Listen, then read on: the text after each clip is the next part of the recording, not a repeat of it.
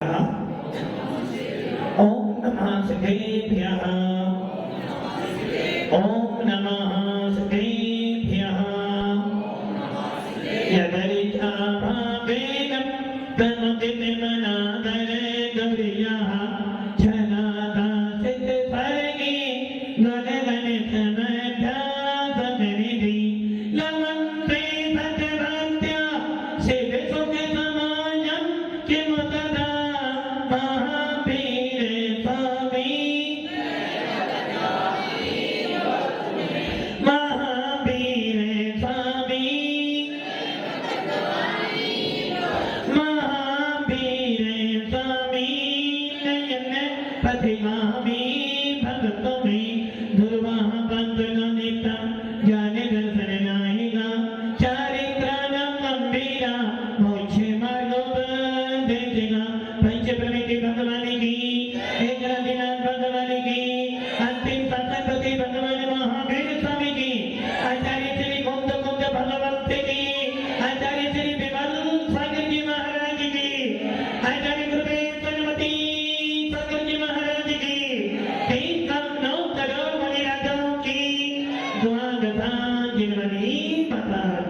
बड़ी परम पूज्य दिव्य तपस्वी अध्यात्मिक राष्ट्र संत आचार्य गुरुदेव श्री सुंदर सागर जी महावरिराज की समस्त आचार्य संघ की भव्य आत्मा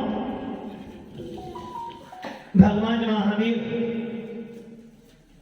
जिनके नाम मात्र लेने से हमारे अशुभ कर्मों का विनाश हो जाता है, ऐसे वीतराग मुद्रा के धारी भगवान महावीर जिनके नाम मात्र को स्मरण करने से हमारे अशुभ परिणाम विनाश को प्राप्त हो जाते हैं, और इन भगवान महावीर का नाम स्मरण करने से अपनी चैतन्य का बोध हो जाता है। ऐसे भगवान महावीर की वाणी का रसास्वादन हम कर रहे हैं। ऐसी उस जिनवाणी का हम स्वाद ले रहे हैं जिस जिनवाणी को सुनने पड़ने के बाद मन का मेल भूल जाता है। ऐसी बोधवान दशा जिनवाणी के मन को भव्य आत्माओं भगवान महावीर के शासन में, या हम ये कहते हैं जैन शासन के अंदर, वीतराग शासन के अंदर तीन की ही पूजा की जाती है। जैन शासन में तीन की ही उपासना की जाती है और तीन को ही बंधन किया जाता है। जिनमें सबसे पहले कौन आते हैं? देव। नंबर 2 पर आते हैं शास्त्र और नंबर 3 पर आते हैं गुरु। इन तीनों के अलावा किसी की वंदना हमारे जैन शास्त्र में नहीं की जाती है। और इसी परंपरा का निर्वाह करते हुए कौन स्वामी ने लिखा है, अपने अष्टभाव में लिखा है कि हे आत्मन, यदि तुझे भगवान बनना है, दृष्टि मोदे क्या बनना है? भगवान बनना है। जो तो मैंने कह दिया, भगवान बनना है। जो जैन कुल में पैदा हुआ है और जैन कुल में पैदा होने के बाद जो देव सा गुरु को मानता है, जो जैन शासन में आने के बाद नमोकार मंत्र का स्मरण करता है, उसका लक्ष्य क्या होना चाहिए? मुझे भी भगवान बनना है।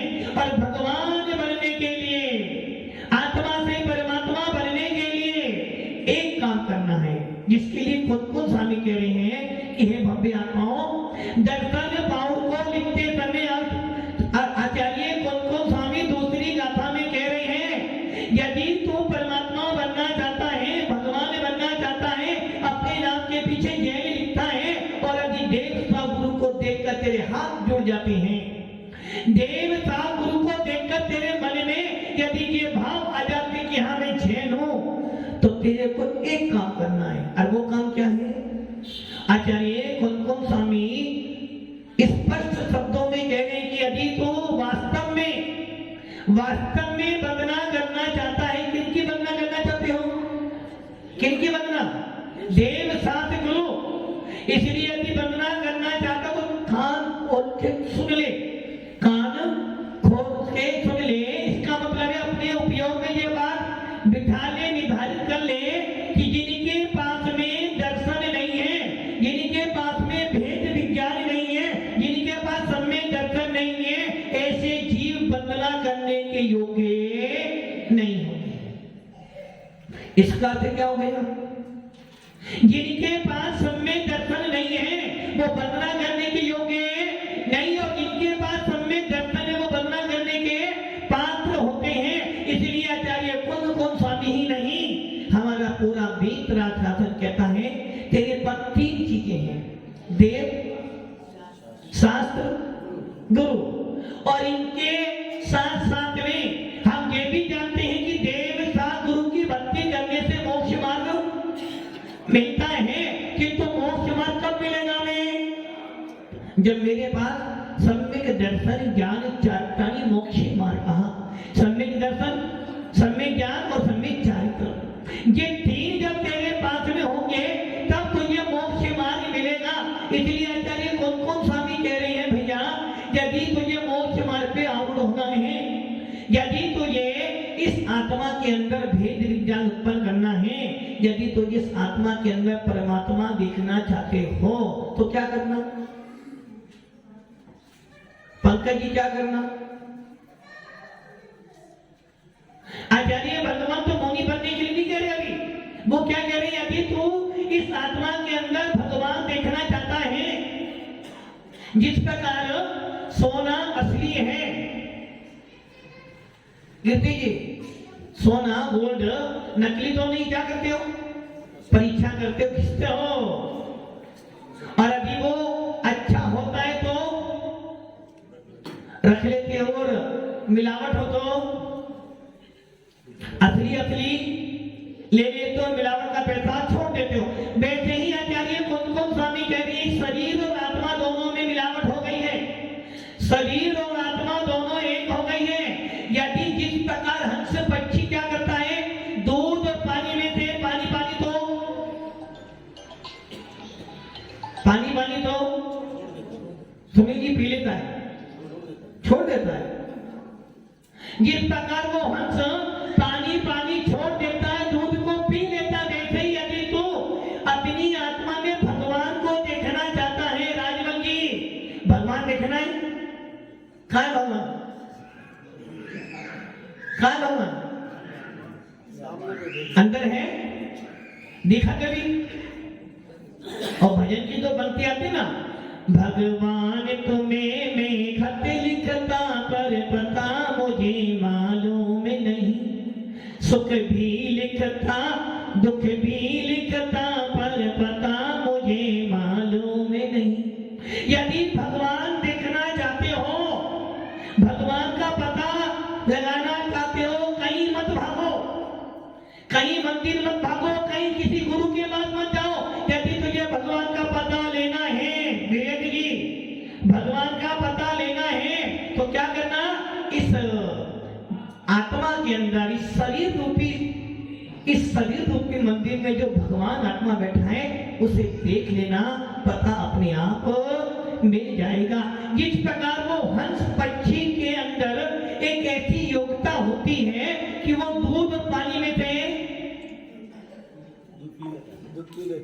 दूध पीता, पानी छोड़ देता है, वैसे ही तेरे अंदर भी वो सामर्थ्य है, जिस सामर्थ्य के बल में तू इस अंदर शरीर में बैठी आत्मा में भगवान देख सकता है। और वो शक्ति कौन सी तेरे अंदर? भेद विज्ञान, सम्यक दर्शन। और जिस दिन सम्यक दर्शन हो जाएगा उसी दिन तेरी आत्मा में भगवान दिखना शुरू हो जाएगा। इसलिए सोने को परखने के लिए पुरुषार्थ करते हो, हंस पक्षी दूध पीता, पानी छोड़ देता है, और डॉक्टर भी रोग की परीक्षा करने के लिए, डॉक्टर साहब क्या करते हो? रोग की परीक्षा करने के लिए टेस्टिंग करते हो। वैसे ही कौन स्वामी का शासन कह रहा है, उसी प्रकार वीतराग शासन कह रहा है, तेरे अंदर भगवान आत्मा है, तो भी भगवान कहता है इसकी परीक्षा करने के लिए तुझे भेद विज्ञान तो प्राप्त करना पड़ेगा। देव, शास्त्र, गुरु। अब यहाँ देव, शास्त्र, गुरु के अंदर आचार्य कौन स्वामी ने अपने दर्शन पावड़ की गाथा नंबर 18 में लिखा है। कितने गुरु हैं तुम्हारे पास? कितने गुरु हैं आपके पास? 3 गुरु, आचार्य, उपाध्याय, सरस्वती। आपके पास कितने गुरु हैं?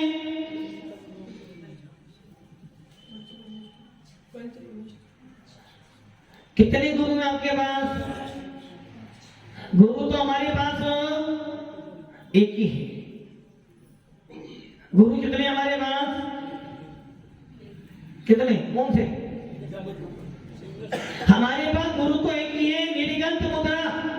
दिगंबर मुद्रा ही हमारा गुरु है। वस्त्रधारियों के लिए जिस शासन में गुरु संज्ञा नहीं दी गई है, नमोकार मंत्र में निर्गंतों को नमस्कार किया गया है, दिगंबर मुद्रा को नमस्कार किया। इसलिए हमारा मोक्ष मार्ग कहां से है?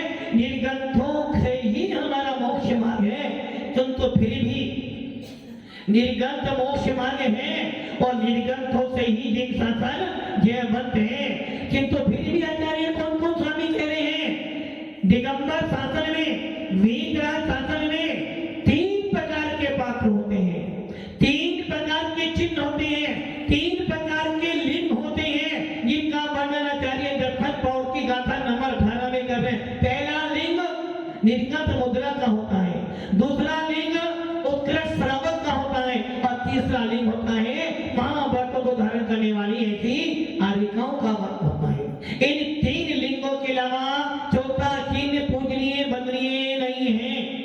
और शायद जो बीतरा शासन को मानते हैं उनके श्रद्धान में इन तीनों के अलावा कोई पूजनीय वंदनीय नहीं हो सकता है। इसलिए कुंद कुंद स्वामी स्पष्ट शब्दों में कह रहे हैं कि भैया जैन शासन में वस्त्रधारियों के लिए कोई स्थान। अच्छा, आप कौन से शासन के? जैन शासन। जैन शासन कपड़े वाले हो? जैन शासन के हो या वीतराग शासन के हो? जैन शासन कौन से जैनी हो? कपड़े वाले नहीं, कपड़े वाले जैनी नहीं होते। कौन से जैनी हो? कपड़े वाले तो बस एक ही होते हैं जिनके लिए कुंकुम स्वामी ने स्पष्ट शब्दों में लिखा है कि भैया तुम्हारी मानता है हमारे यहाँ चलने वाली। हमारे जैन शासन में, वीतराग शासन में तो बस दिगंबर मुद्रा ही पूजनीय है। हमारे शासन में स्त्रियों को मोक्ष नहीं होता है। हमारे शासन के अंदर वस्त्रधारियों की पूजा। तो आप कौन से हो? हमारे यहाँ जैन शासन में 2 ही मत हैं। कितने मत? जैन शासन में कोई मत नहीं। जैन शासन में तो एक ही मत है, वो है दिगंबर मुद्रा वीतराग शासन। किंतु आज जैन शासन के अंदर 2 परंपराएं चल रही हैं, 2 पंथ चल रहे हैं। एक भगवान महावीर को मानने वाले दिगंबर मुद्रा, दूसरा वस्त्रधारी, श्वेत वस्त्रधारी, जिनकी मानताएं हैं कि वस्त्रधारी को भी मोक्ष मिलता है, जिनकी मानता है कि वस्त्र पहने भी केवल ज्ञान की प्राप्ति हो सकती है, जिनकी मानता है कि भगवान महावीर ने विवाह किया था, ये मानता वाले। अब बताओ कौन सी मानता वाले हो? दिगंबर हो? और कौन स्वामी क्या कह रहे हैं? वस्त्रधारियों को हमारे यहाँ गिनती फिर भी कुंकुम स्वामी के शासन में, फिर भी जैन शासन में कहा गया ये सर्वोपरि सत्य है कि दिगंबर मुद्रा ही सर्वोपरि पूजनी है, दिगंबर मुद्रा ही गुरु में आती है। किंतु उसके बाद भी जैन शासन में 3 चिन्ह हैं, 3 प्रकार के पात्र हैं, 3 प्रकार का भेष धारण किया जाता है। पहला भेष मुनि मुद्रा है। बंधो पांचों परम गुरु 2400 गिरिराज। पंच प्रविष्टियों में निर्गत मुद्रा आती है। नंबर 2 पर आती है छुल्लक केलक और नंबर 3 पर आती है आरिकाएं। अब हम पे आता हूं, अब आप ये सोच लो, गुण स्थान की चर्चा करें तो 4वें गुण स्थान से लेकर 14वें गुण स्थान तक और सिद्ध भगवान तक ये सारे हमारे यहाँ पात्रों में गिने गए हैं। सर्वोपरि पात्र कौन है? उत्तम से उत्तम पात्र कौन है? तीर्थंकर परम देव। इसलिए आप सबसे पहले जब भी कोई जैन व्यक्ति होता है, सबसे पहले क्या उपदेश मिलता है? भैया मुनि बन। आचार्यों के लिए आदेश दिया भगवान ने, भाई मुनि बनने का आदेश दे, मुनि बनने का।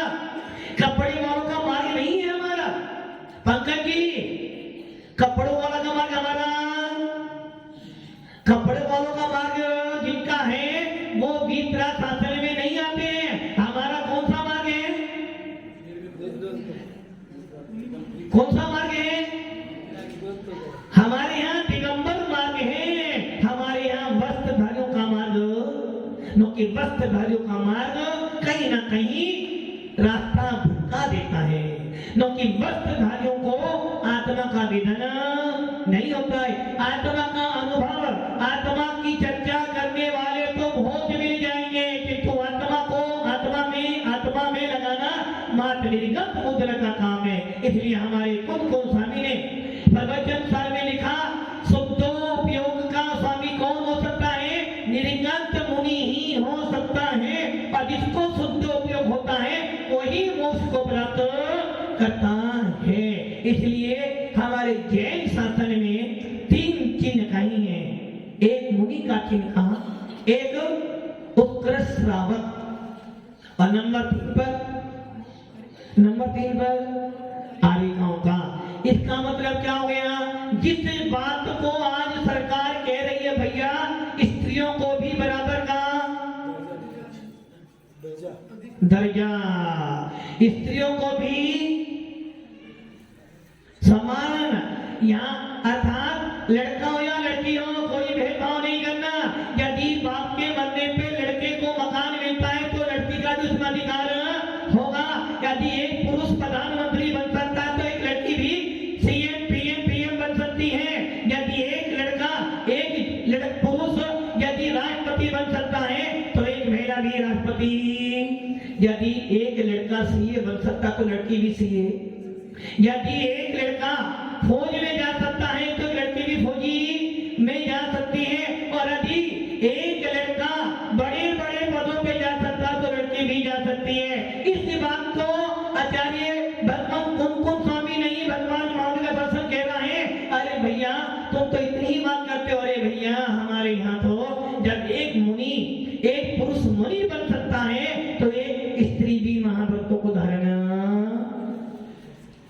इसलिए जैन शासन जो कहता था आज सरकार उसको भी पालन कर रही है। इसका मतलब क्या हुआ? लड़का हो या लड़की हो आपस में ऐसा ना हो लड़के के होने पर कुल दिक्कत पैदा हो गया, लड़की के होने पर भाग्य फूट गया। लड़के के उत्पन्न होने पर ढोल बजाते हो और लड़की आ जाए तो सुनिए की लड़की आ जाए तो ढोल बजाए नहीं बजाते ढोल। जिस दिन लड़की पैदा हो उसी दिन इसे मामला मान लीजिए पराया धन है, और लड़का हो जाए तो। जबकि सरकार कह रही है भैया लड़कियां होंगी तो तुम्हें ज्यादा पेंशन में ज्यादा धन मिलेगा और लड़का को कम मिलेगा। इसका मतलब क्यों? क्योंकि भैया जैन शासन इस बात को कहता है और पहले से अनादि काल से कह रहा है। हमारे यहाँ पर्यायों में भेद हो सकता है, आत्मा में कोई भेद किसी की भी आत्मा हो, हमारे यहाँ तो हर आत्मा में भगवान आत्मा निवास करते हैं। यही कारण है जैन शासन में 3 लिंग है। पहला लिंग मुनि का, दूसरा लिंग श्रावक का, तीसरा स्त्रियों में आर्यिकाओं का। अब यहाँ पर इस शंका उत्पन्न हो सकती है कि आर्यिका थुल्लक से छोटी या बड़ी है?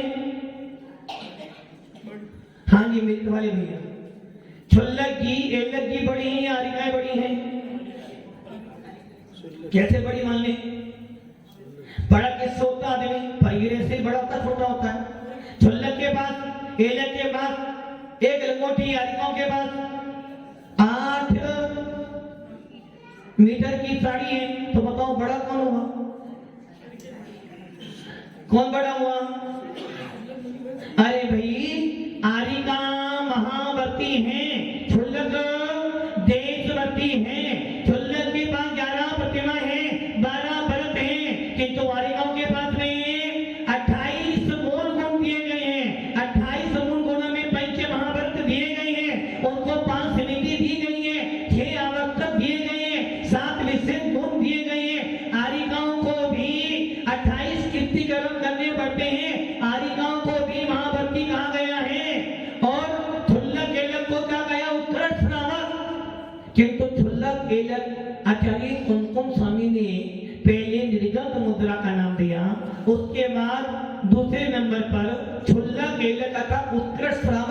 दिया और तीसरे पर किनको रखा है? आरिकाओं का। जब हम ये जान रहे हैं कि आरिका महावर्ती है, आरिका है, आरिका श्राविका नहीं है, क्षुल्लक है, क्षुल्लक महावर्ती नहीं है, फिर भी दूसरे नंबर पर क्षुल्लक एलक क्यों रखा? इसका कारण ये है क्षुल्लक एलक मुनि बन सकते हैं, क्षुल्लक एलक छठा गुण स्थान प्राप्त कर सकते हैं, क्षुल्लक एलक सातवां गुण स्थान प्राप्त कर सकते हैं और क्षुल्लक एलक केवल ज्ञान की प्राप्ति भी कर सकते हैं। किंतु आरिका, एक आरिका मुनि, आरिका मोक्ष, आरिका को केवल ज्ञान, आरिका कितनी ही साधना कर ले फिर भी मुख का गुण स्थान 5वें से ऊपर होने वाला, और क्षुल्लक एलक का 7वां कब होगा? जब वस्त्रों का त्याग होगा, जब महाव्रतों का रोपण होगा। इसलिए क्षुल्लक एलक को अर्थात कुमकुम स्वामी ने उत्कृष्ट श्रावक को नंबर 2 पे रखा। अब इसको सुनकर कोई एलक क्षुल्लक जी के मैं तो माता जी की बदनामी नहीं करूंगा, न मेरा नंबर दूसरे पर आता है, मैं उनसे बड़ा हूं। अरे भैया, क्षुल्लक एलक यदि ऐसा सोचता है कि मैं आरिकाओं की बदनामी नहीं करूंगा तो समझना कुमकुम स्वामी के शब्दों में ऐसे क्षुल्लक एलक क्या कर रहे हैं? अपनी आप को जिन शासन में दोषी ठहरा रहे हैं, जो कि क्षुल्लक एलक में सामर्थ होने के बाद भी अपनी सामर्थ छिपा कर बैठे हैं। और एक स्त्री ने अपनी पूरी सामर्थ प्रकट कर कर पंचम गुण स्थान का सबसे ऊंचा लब्धि स्थान प्राप्त कर लिया है। इसलिए आरिका क्षुल्लक के द्वारा वंदनीय है, जो कि आरिका ने अपनी पूरी सामर्थ प्रकट कर दी। इसलिए क्षुल्लक एलक का गुण स्थान 5वां है, आरिका का गुण स्थान 5वां ही है, किंतु क्षुल्लक एलक का संयम लब्धि स्थान उनसे नीचे है और आरिकाओं का लब्धि स्थान उससे ऊंचा है। इसलिए क्षुल्लक एलक का नंबर कब आता है? आरिकाओं के बाद में। और आरिकाओं का नंबर कब आता है? मुनियों के बाद में। मुनि है, आरिका मुनि नहीं है। मुनि है, आरिका मुनि नहीं है। मुनि तीर्थंकर नहीं है, मुनि केवली नहीं है, किंतु मुनि है। मुनि का गुण स्थान छठा भी हो सकता है, 7वां भी हो सकता है, 13वां भी हो सकता है, 14वां भी, और सिद्ध पने को प्राप्त कर सकते हैं। आरिका है, आरिका पंचम गुण स्थान से ऊपर नहीं जा सकती। इसलिए मैं आता हूं क्षुल्लक एलक को, उत्कृष्ट श्रावकों को, महावर्ती जो आरिकाएं उनकी वंदना करनी पड़ेगी, उनको बदनामी करनी पड़ेगी, उनकी वंदना करनी पड़ेगी। और एक आरिका भले 100 साल पुरानी हो, कन्हैयालाल जी, एक आरिका 100 साल पुरानी हो और एक मुनि अभी 1 घंटे का मुनि है, ऐसी आरिका को भी निर्गंत मुद्रा को नमस्तु करना पड़ेगा। एक आरिका पूरा सिद्धांत जानती है, चारों अनुयोगों की ज्ञानकारी, चारों अनुयोगों में पाठी है। ऐसी आरिका को एक मुनिराज जिनको नमोकार मंत्र ही आता है, फिर उस आरिका को मुनिराज को नमस्तु वंदना करनी पड़ेगी, क्योंकि मुनिराज का गुण स्थान 6वां 7वां हो सकता है, मुनिराज का गुण स्थान 14वां हो सकता है। और निर्गंत मुद्रा तो हर किसी के लिए पूजनीय वंदनीय है। इसलिए एक आरिका मुनि की वंदना करेगी, मुनि आरिका को आशीर्वाद देगा, एक क्षुल्लक एलक आरिका की वंदना करेगा और आरिकाओं के समाधि रस्तु का आशीर्वाद देगी। ऐसी परंपरा हमारे जिन शासन में है, इस परंपरा को मानने वाले सब में दृष्टि जीव होते हैं। इसलिए मैं आता हूं हम सब के लिए देव साथ गुरु के साथ साथ में जो जिन शासन में महावर्ती बन गई है ऐसी आरिकाएं, और ऐसे क्षुल्लक एलक जो 11 प्रतिमाओं के धारी हैं, उन सब की हमें वंदना करनी है, ताकि हमारा मोक्ष मार्ग प्रशस्त हो और हम भी जिन शासन में मुनि मुद्रा धारण करके केवल ज्ञान की प्राप्ति करें। ओम नमः